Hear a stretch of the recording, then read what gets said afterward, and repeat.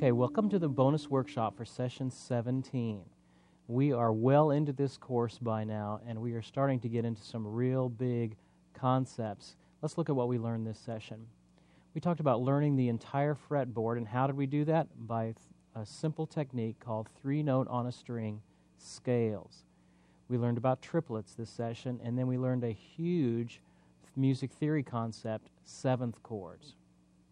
Now, the most important skills for you to walk away from this are to learn the notes on the whole neck of the guitar. That's one of the most key things that you need to come away with. Second thing is learn these three-note on a string patterns. You need to master this hammer-on and pull-off technique. We did hammer-on ascending up these scales and pull-offs descending down these scales. Last thing you need to come away from this session is the ability to spell all these seventh chords, of which there are 6 types. So let's go ahead and get started.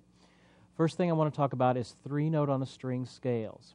What are they? Well, three-note on a string scales are a way of playing major scales on a guitar that help you learn the notes on the entire neck of your guitar. And they also help you with developing speed and triplet technique and soloing. So, again, these are all just tools to get your fingers trained up so where you can start making music with them. Okay? So if we were in F, let's just practice this a little bit. If we were in F, the first form, as seen in your book, this is your lesson book, not the bonus resources, but your lesson book on page 89, would go like this. This is the first form. Now, before we even get into this, remember, you have to approach this with an open hand. Bring that wrist down and stretch out that little finger. But Steve, I can't stretch my little finger very much. I'm just one of those people that can't stretch their little finger. Well, actually, your hand, let me get up here, your hand will stretch a good bit if you need it to. Okay, so what am I doing? 1, 2, 3, 4, 5, 6, 7, 8 frets right there. If you can get your hand used to these wider stretches, it will limber up. So it may be a little big stretch for you now to do these 5 or 6 frets, but as you do them more and more, your hand will get used to opening up a little bit more. Let's do that first form. Ready? Nice and slow. Notice I'm using my second finger on that second note, even though it's at the 3rd fret, because I need that open space. Let me go to the next string. Do the same thing there now. I kind of shift up a little bit. Then I shift up again. And I shift up again. Now let's go back down. 4, 3, 1, 4, 3, 1, 4, 2, 1, 4, 2, 1, 4, 2, big stretch to 1, 4, 2, and then big stretch to 1. Okay, let's do the second form. We're going to go up and down with it. So I shift up here to the 3rd position. We're going to do the second form now. So this is starting, think of the music theory involved. I'm starting, the first form I started on the first note of the scale. The second form starts on the second note of the scale. Here we go, second form.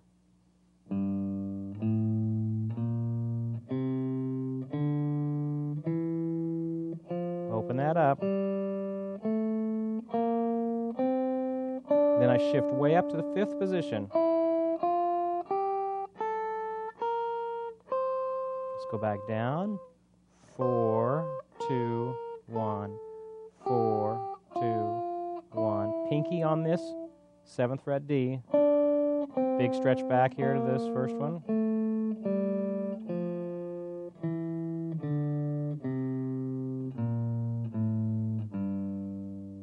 Good. Let's do the 3rd form.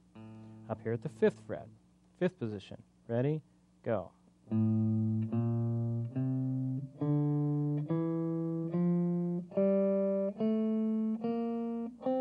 Have to stretch. First finger on that F, second string F. Let's go back down, nice and slow. Let me slow it down a little bit. Ready, down, go.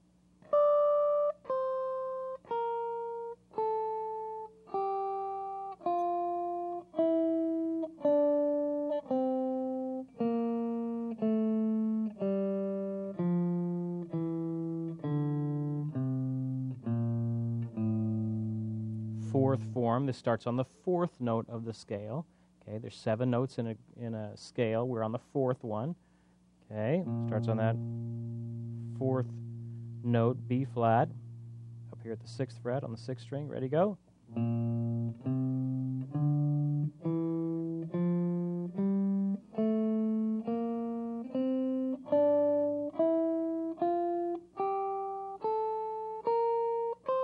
And we end up here at the 12th fret.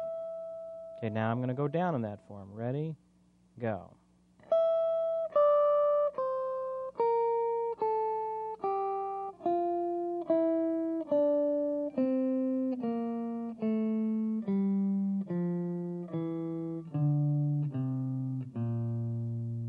This is the 5th form. Let's go through that. Ready, go.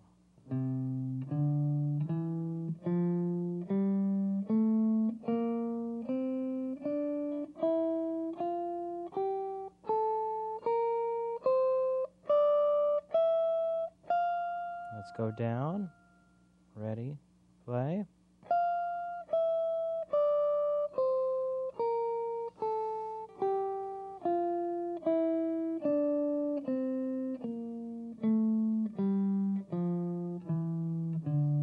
You'll notice as we get higher and higher up on the neck, our stretches aren't quite so big to get across all those frets. 6th form.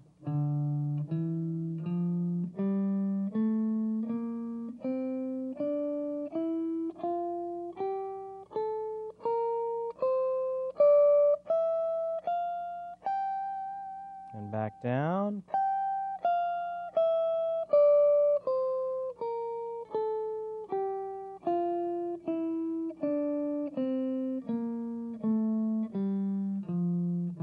One more to go. Ready, 7th form, go.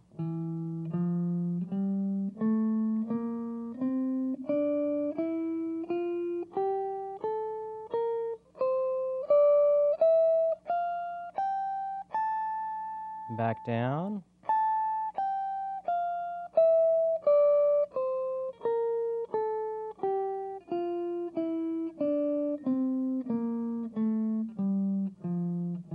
And then we're at the 1st form again, just up an octave. Okay? Now, I can play through those forms in just a couple of minutes, but it took me took me about 3 months to learn all these forms in all these different keys. It was a whole lot of sitting on your bed, sitting on your couch, going through these forms, messing up, making mistakes, going back, doing it again. So don't get frustrated with that. That is all part of it. This one is a long road. It's easy for me to explain, but it's going to take you a good while to learn the mechanics of it. But I would encourage you to dig into it. Say the notes as you're playing them. That will help you learn all these notes so that this isn't some big gray area up here that you're not sure what these notes are. Once you get to the 12th fret, then you kind of know what's going on again. But this really from the 5th up here to the 12th is just kind of a no man's land. You don't know what the notes are up there. Say them and play them. Gosh, Steve, how do you learn all this stuff? How do you know all the... Are you just some sort of a musical genius that you know all these notes up on top of the neck? No, here's the key. Say them and play them. Sit down and work out these forms, say and play the notes. Think of what the scales are and play through them. Don't just learn the patterns of it. We do need to know the patterns of it, but you need to know the notes too. Let's switch keys, okay? Now we're going to tie the forms together. So let's go to the key of D. So we're going to actually start on the 3rd form. If I want to get the lowest form that I could possibly play in the key of D, that will be our 3rd form is the first one that does that. So these forms, as you're changing keys, are constantly switching places on the neck. So I'm going to ascend in one form, and I'm going to descend in the next one. This is the 3rd form, starts on the 3rd note of the scale. I want you to make that connection there. 3rd form starts on the 3rd note of the scale. What's the 3rd note of a D scale? D, E, F sharp. F sharp. Now I'm in the 3rd form. Ready? Go.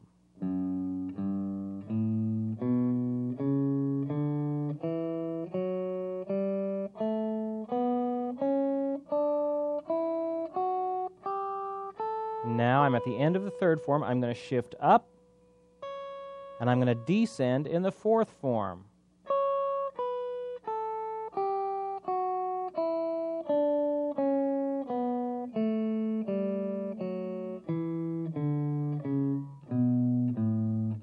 And sure enough, I end up on a D, the fourth note of, or excuse me, on a G, on the fourth note of a D scale. And I go up to the fifth form and ascend back up again.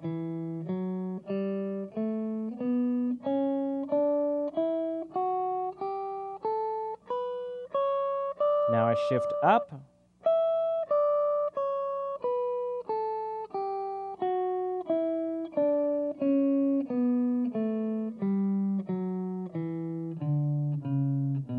Now I shift up to the seventh form. I'm going to go up and down on this one.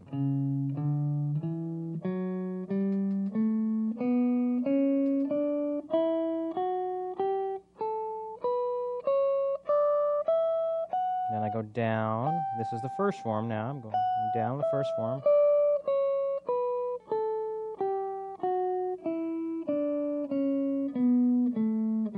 F sharp, E, D. And I go up to the second form here at the E. Let's say the notes. E, F sharp, G, A, B, C sharp, D, E, F sharp, G, A, B, shift up here, C sharp, D, E, F sharp, G, A.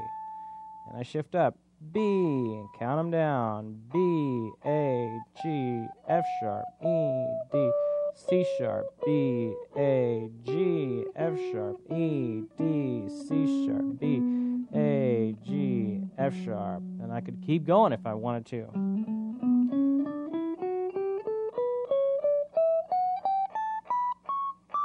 This is a 24 fret guitar, so it gets actually 2 frets higher than like a Strat would get. So I can even go up a couple other forms up here because it just gets so high up here. Now, we've gone through that, and I did it in D. Okay? We're learning, we're saying the notes, we're playing the notes. Yes, this is very hard. A good hunk of you will quit right about now. This is hard. Just like way back in session 1, those finger exercises were hard too, but you made it through those. Just like in session 4 when we were learning sharps and flats, and you thought, oh, I'm never going to make it through that. There's too much stuff, I can't understand it. Yet you made it through that. That was session 4. You moved on into chords. We went through 5 and 6. We learned our chords, our basic open chords. It was hard through all of that stuff. We learned our triads. That was impossible, you thought. Now we're coming up into 7th chords, and we're learning these 3-note on a string scales. Don't stop now. You are almost to being able to do some great things. You're already doing great things. Now we're going to do hammer-ons and pull-offs. Let's add some hammer-ons and pull-offs to these scales. We're going to do a B-flat scale. What's in the key of B-flat? B-flat and an E-flat. Remember how I told you those were going to be very important? So that means we're starting from the 5th form if I want to get to the lowest note of the scale. What's the lowest note of the B-flat scale that I can get? It's that 5th F, right? F is the 5th of B-flat. So now I'm going to start in the 5th form. This time we're going to play triplets. We're going to hammer on. Remember how we did this? I only pluck it one time, and I whack my fingers on the fretboard to get it. I can't just set them there. It doesn't work. You got to push them down with some effort. Squeeze that hand.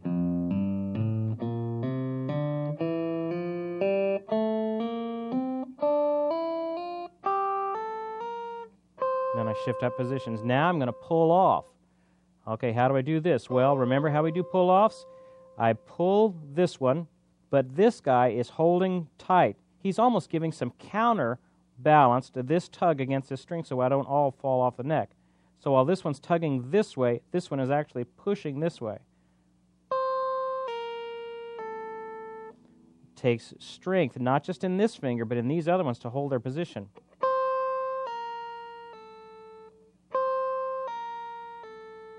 Little exercises for this. A hammer-on exercise is 1, 2, 1, 3, 1, 4. Little pull-off exercise, 4, 3, 4, 2, 4, 1.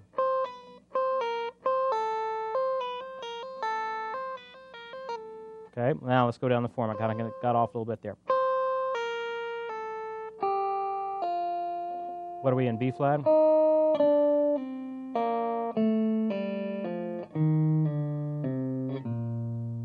Let's go back to that first form. E B flat there. I think I played it in F when we went up a second ago.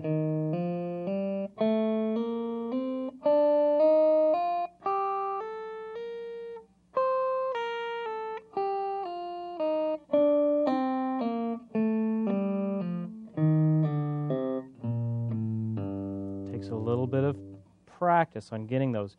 It's not going to come the first time. You got to do it a few times.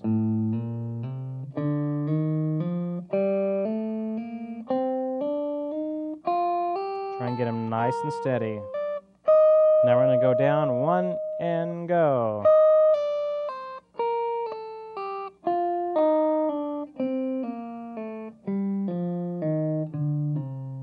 Yes, it's hard. It's very much harder to play clean than it is to play sloppy. Here we go. Ready on the second form. Go.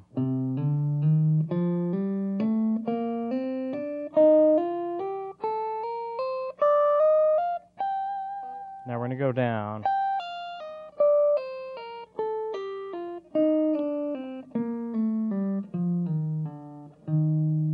Go back up.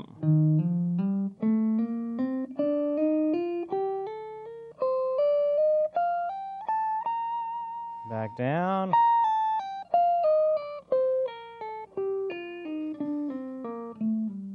And you would keep going as far as up as you can go. Now, in your book, you have some jam-along songs that go through these different forms in every key. What's the name of that? This is the triplet scale practice. I give you a slow version, a fast version, slow, medium, and fast. Go through those. I go through every key. Do I do every key? No, I do. I do every position. We stay in the key of F, but I do every position up and down.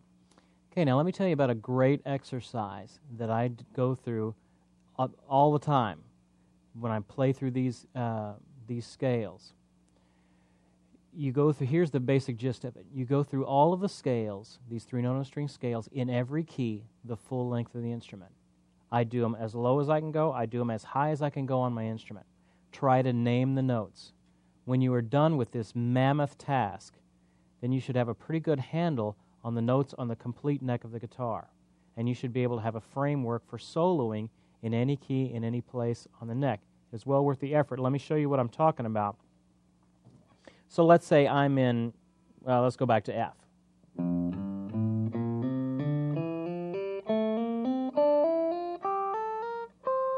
I go down.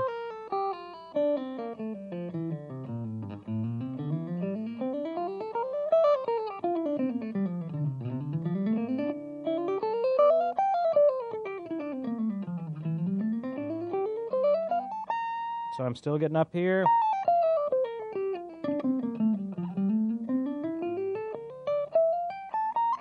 Now some of you may run out of neck right about here, but I'm going to keep going.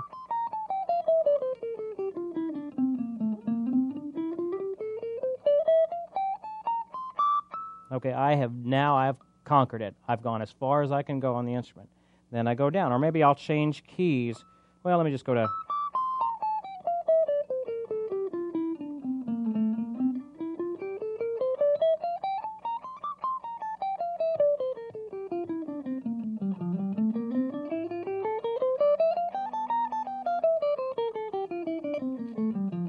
Maybe I'll do them in thirds.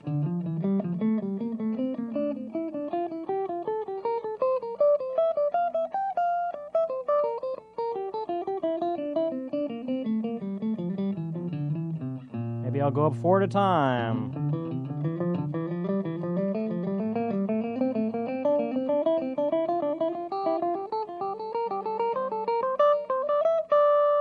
Maybe I'll go down by 3s.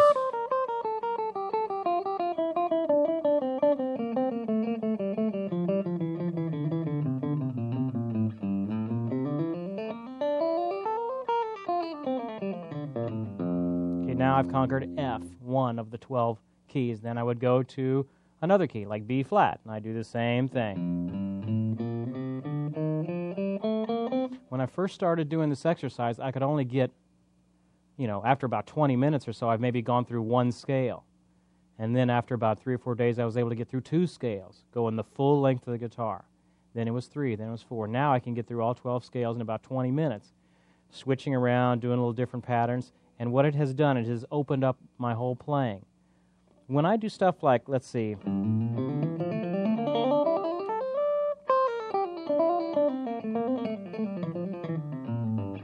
Okay, everybody goes, wow, that's fantastic. How do you play that fast? You're some musical genius. No, I'm flipping around on these 3-note on a string scales.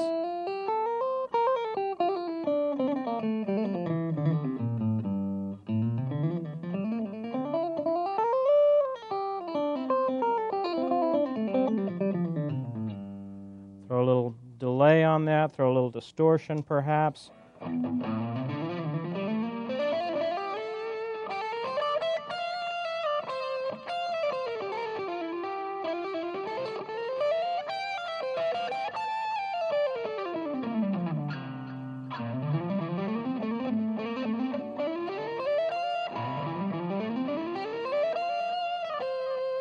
Okay. Wow, how do you do that? I wish that was in a guitar magazine or something. What you do is you sit on your bed and you work for about 3 months, and you get that. Now, but there's only one way to get that. That's with working at it. Let's switch gears. Let's talk about seventh chords for a minute and the notes that make up all of these chords that we have learned so far. We looked at triads back in session 13. In that session, we learned, in that session, you learned about triads. In this session, we learned about seventh chords. What's a seventh chord? A seventh chord is a combination of 4 notes played together. Now, we had 4 types of triads: major, minor, augmented, and diminished. Now, with the addition of that extra third on top of the triad, making it a seventh chord, we end up with a few more permutations or combinations of these. 6 of these I want us to focus on here. Before we cover each of these combinations, let's remember a couple of rules about seventh chords. When forming seventh chords, use the flatted seventh. That's the rule. This works in all cases with 2 exceptions. Got it? When forming seventh chords, use the flatted seventh, except for 2 exceptions. What are those exceptions? The major seventh chord and the fully diminished seventh chord. Let's talk about the major seventh chord first. When the chord name says major, then we use a major seventh. It has to physically say the word major. Steve, what's a major C major seventh? That's a normal seventh, and I don't flat it. What about a C major ninth? That major, again, is talking about the seventh. I know it would have a normal seventh in it. What about a C major 13th? I don't care about any of that stuff. That major means that there's a normal seventh, not a flatted seventh. That's the major seventh exception. The other exception is the fully diminished seventh chord. When it is a fully diminished seventh chord, then you double flat the seventh. Everything else, it's always a flatted seventh. Okay, so let's go through the different types of seventh chords. A major seventh chord is made up of the first, third, fifth, and seventh step of any major scale. For example, if I wanted a major seventh chord in C, think it out, 1, 3, 5, 7, that's what I need, C, E, G, and B. I know if I have a C major seventh chord written in my music, I know I can solo over a C, a G, an E, and a B. If I was in A flat, an A flat major seventh would be 1, 3, 5, 7. Remember your key signature in the key of A flat? It would be A flat, C, E flat, and G. What if I was in the key of E? An E major seventh would be 1, 3, 5, 7, E, G sharp, B, D sharp. That's major sevenths. Minor seventh. A minor seventh chord is made up of what's its formula? 1, flat 3, 5, and flatted seventh. Did it say major seventh? No. So that means it's a flatted seventh. 1, flat 3, 5, flat 7. For example, if I wanted a C minor seventh, it would be C, flatted third, E flat, fifth, G, flatted seventh, B flat now. If I was an F minor seventh would be, what do I have in the key of F? 1 flat. It's B flat. What's a minor seventh formula? 1, flat 3, 5, flat 7, F, A flat, C, and E flat in the key of F. Okay, let's kick it up a notch. If I was in the key of B, what would a B minor seventh be? We have to know our keys and key signatures. Remember way back then, if you're to this stage and you don't know your keys and key signatures, you need to go a good hunk of the way back and learn those. A B minor seventh would be B, D, F sharp, and A. Okay, now let's talk about the third type, dominant seventh chords. A dominant seventh chord is made up the first, the third, the fifth, and the flatted seventh. Did it say major seventh? No, so it's a flatted seventh. 1, 3, 5, flatted 7.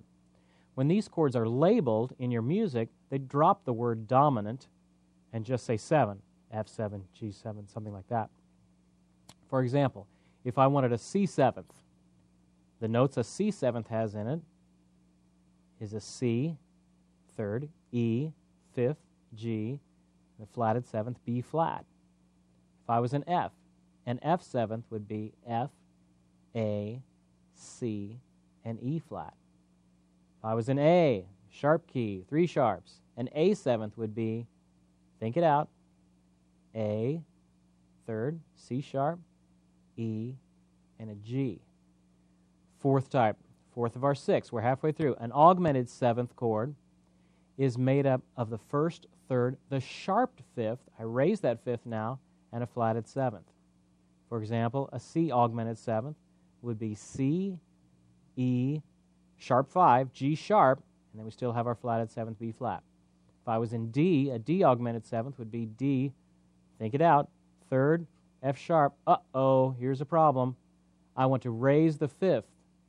That would give me an A sharp. Sounds funny, doesn't it? But in theory world, that's what I'd have to put, an A sharp, and then a C. If I was in B, this one gets even weirder. A B augmented seventh would be B, third, D sharp, sharp 5. Well, the 5 in B is an F sharp. If I sharp an already sharped note, it becomes an F double sharp. Don't let that freak you out. And then I have an A at the end. Yes, you will end up with some of these being double sharps and double flats. Don't let that scare you. Don't give the enharmonic equivalent. An F double sharp is a G. I know it's a G. You know it's a G. When we play it, yes, it's a G. But in theory world, when you're spelling these chord tones, you have to write the correct name. All right, and how you doing out there? We've covered 4 of them. Let's look at the last 2. There are 2 types of diminished seventh chords that we're going to run across as a guitar player. The first is called a fully diminished seventh. Here was one of our exceptions that we talked about at the beginning. As with our dominant seventh chord, oftentimes the fully is completely taken off the name of the chord. So fully diminished seventh chord is made up of here's the formula, first, flat third, flat fifth, and double flatted seventh, just to confuse you. For example, a C diminished seventh would be C, E flat, G flat, and here's the whopper, B double flat. Don't say A. Resist the urge to say A. It's a B double flat. If I was in B flat, a B flat diminished seventh would be, oh man, this one's really ugly, B flat, D flat, that's the flatted third, F flat, ooh, and an A double flat. Just hurts me just saying it. Don't let that F flat scare you. The correct answer is F flat, not E. The correct answer, and the one before that, is A double flat, not G. Second type of diminished chord is a half diminished. Half diminished is made up of the first, flatted third, flatted fifth, and flatted seventh. A C half diminished, it would be notated as a circle with a slash through it, where the seventh would be C, E flat, G flat, and just a regular flatted seventh, B flat. If I was in G, a G half diminished seventh would be G, B flat, D flat, and F. Now, you are probably in seventh chord overload right now. There are lots of worksheets and even the answer sheets to give you tons of practice with these at the Session 17 bonus resources at the website. Remember, learnandmasterguitar.com/resources. Learn those seventh chords. I would walk up and down on my way to music school thinking about what a C minor seventh is. C, E flat, G, B flat. What's an F7? F, A, C, E flat. It's not just an esoteric exercise. It's something that when I look at an F7 chord, I don't wonder what notes are in it. I know what notes are in it. F, A, C, and E flat. Now, let's get into some songs. We had 2 jam-along songs for this session. They're on page 92 in your book. I'll go ahead and get those out with you. Take a look at the first one. It's called Pop Ballad Groove, and I'll talk you through it. Look at those chords. We have a C2. I have an F major seventh. Well, where would I play that? Well, I could play it here. I could play it here. I could play it here. I could play it here. I could play it here. All 5 of those forms you have already learned, and hopefully you've put those to memory. So I never have to wonder where I can play these different chords. C2 again. I could also play C2 up there if I wanted to, or here. D minor 7th. I can do that one, or that one, or this one, or this one, or this one. See how that works? Gives you options. Then I have a G sus. Or I can just play the top half of that G sus chord. Second line, I have an A minor 7th. Or there. E minor 7th. Down there maybe. Then it repeats that and goes back through the other chords. Third line, nothing new. Let me talk to you about what's happening on the third line, though. We have first and second endings, that repeat back to the top. Now, look, I also have a key change in that last measure of line 3. And now I switch keys. This is the first time we've done this in a song. And now I'm in a whole step up. So I first was in the key of C. Now I go up into the key of D. Look at those 2 sharps that suddenly appear in the key signature on that 4th line. Are you ready to go? Okay, let's fire up the track, and we're going to play along together. Now, we start, I'll start with doing some chords, and then I'm going to get into, we're going to solo in the key of C on our 3-note on a string scales, and I'll kind of show you how this works, okay? Here we go, pop ballad groove. We're going to fire up the track, and let's go through it. Line 1, C2. F major 7.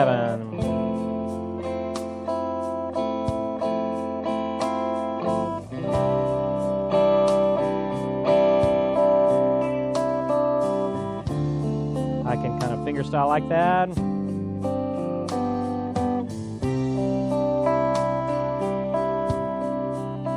Nice and even. Pick 2, 1, 3, pick 2, 1, 3, just like we did in fingerstyle. D minor 7th, G sus. Now look at this rhythm. Down, up.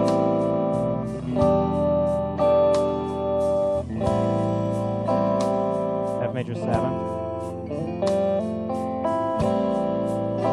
Third line. D minor 7th, G sus. Now I repeat back up to that first line. Let me do some of my scales here. Now I'm going to still be in the key of C.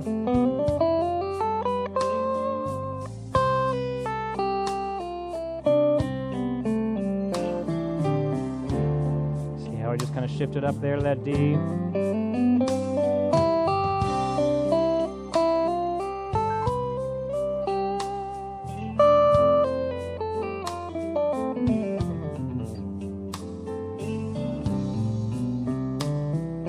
Trying to kind of stay real with the scale so you can kind of see how these fit in. Now I'm going to kind of vary it a little bit.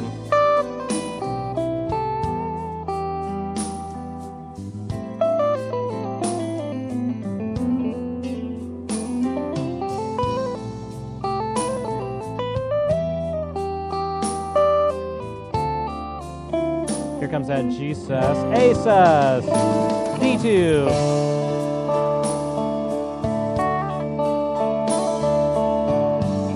Major 7th. There's one. Back to D2. Maybe I could do this one. E minor 7. Maybe I could do my little scales. Maybe kick on a little delay, a little distortion.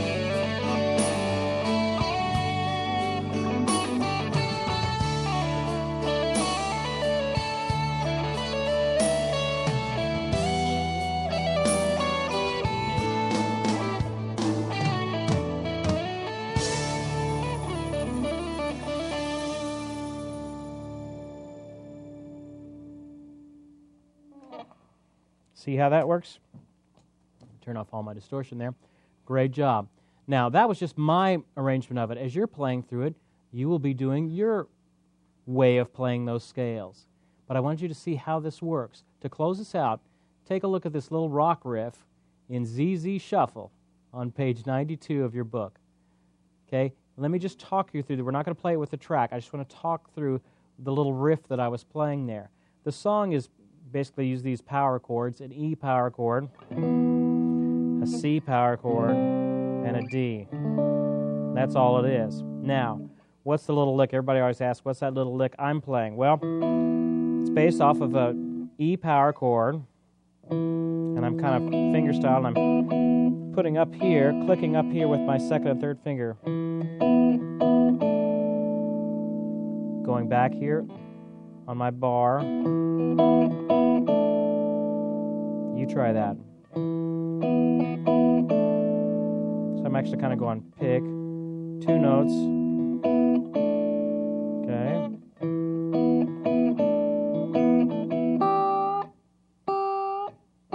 See what I'm doing with my second finger? I'm kind of bending that up. It's almost like an E minor chord, if you want to think of it that way.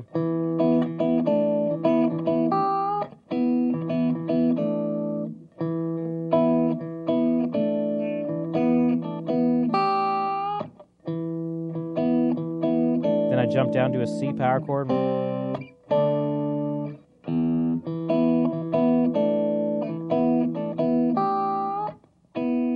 Kind of has to, that little bend on it kind of gives it a little feel to it, a little stank on that note.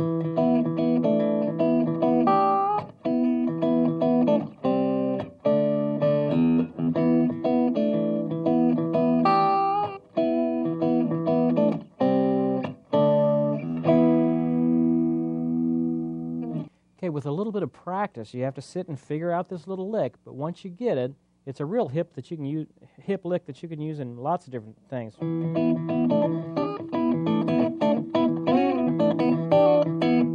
And this kind of clawing technique kind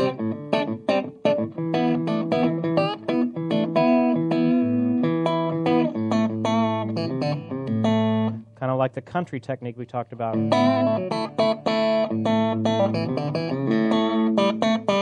That pop with the fingernail kind of gives it a real characteristic slap back onto the frets.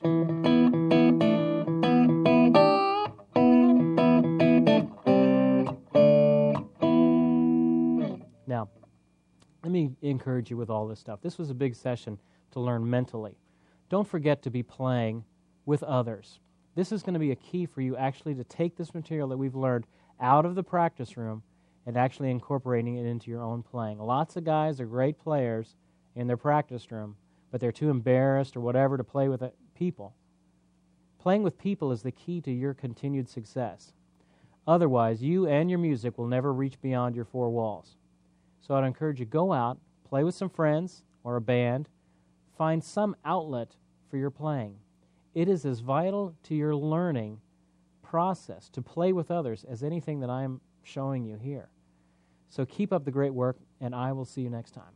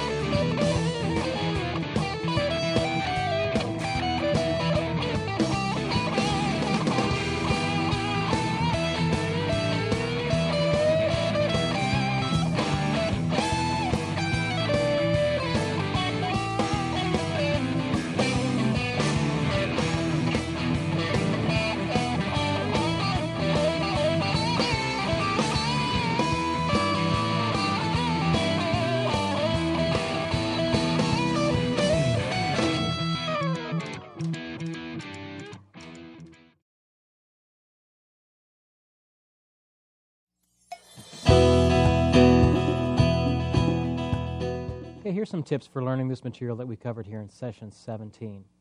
First thing, work out the 3-note on a string patterns. Practice running up and down these scales, starting at different points, jumping around, Start in the middle. Start at the end. Start high and go low instead of always going low to high. Jump around. All this will help you when you start using these things for soloing. Second thing, put your brain into the game by learning to spell seventh chords. It takes a little bit of effort, a lot of effort, to learn how to spell these seventh chords. But when we get into jazz, which is the next coming session, you're going to need to know how to do all that stuff. So spend the effort now to try and spell those seventh chords. There's resources in the book as well as in the bonus resources. Keep up the great work, and I'll see you next time.